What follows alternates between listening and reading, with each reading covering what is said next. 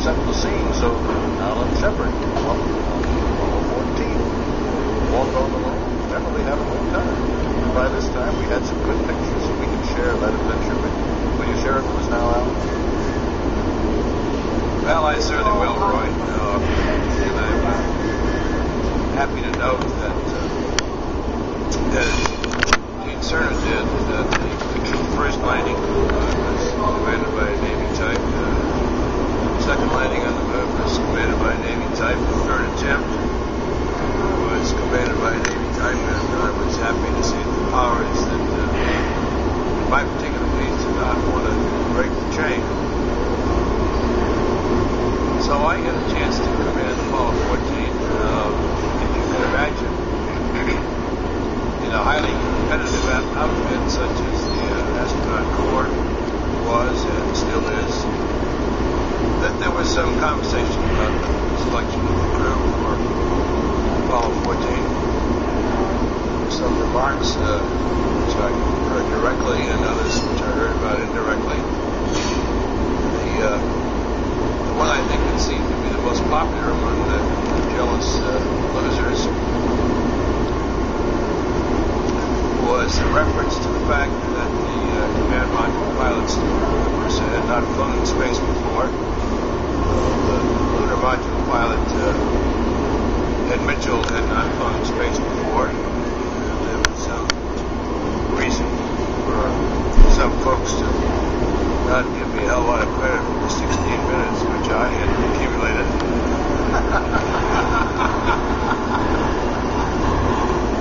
And the crew of Apollo 14 became known as, and is still referred to as, the flight of the three rookies. Now I could spend the rest of the day telling you how successful Apollo 14 was, but I'm going to take a slightly different tack, and really was introduced by my friend Jim Lovell over here, and that has to do with the teamwork, spirit of teamwork, which exists between flight crews and ground crews. And I think all of us, not to be truthful if we didn't say that we really enjoy being recognized as heroes, didn't enjoy the role of representing the Navy, representing the space program to youngsters, and I think certainly one has to do that successfully in an individual sense. I think yesterday, tomorrow, one really needs to have individuals as heroes, because humanly it's easier for us to associate with individuals as heroes, but really these flights have been as a result of a tremendous amount of teamwork, not only during the flights themselves, but also acting as a team, the ground control and the flight crew in the simulations that take place when fate is not quite as catastrophic as occurred. The simulators and the crews forced to respond, the ground crews are forced to respond, and so on. So in the training, the ground crews get a chance to operate like crews. And certainly, in the case of Apollo 14, that was no difference there. We had some problems on Apollo 14. We took off and got the way to the moon and flew away from the third stage, turned around, and tried to plug into the lunar module and a little probe that's supposed to come with a latch didn't work. That's all day right then and there, and I'm not going to go into the lead ball in the stomach routine, but certainly was headed downward at that point. I still don't know what happened to that thing, but we banged around and they tried it on the ground, and finally said, well, you guys bang into it one more time. And of course, in the meantime, Stuart Russo, rookie, was going to use absolutely minimum amount of fuel. He was going to establish a new record for flying away from upper stage, turning around, climbing back in and docking.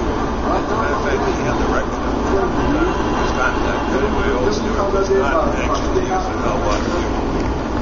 But anyway, we banged out the thing, and finally, we had a docking, and they said, okay, well, we're not quite sure what you guys landed on. We're going to have to make that decision for another couple of days, so you're on your way anyway.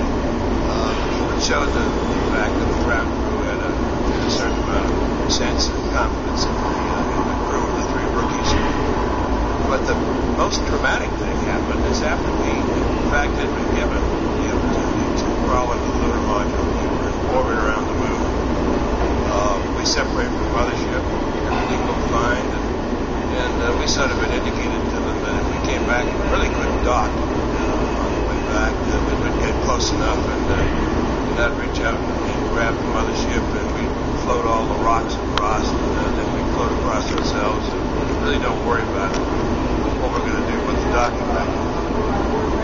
All right, he said, okay, you guys go down and land. But one of the things one does,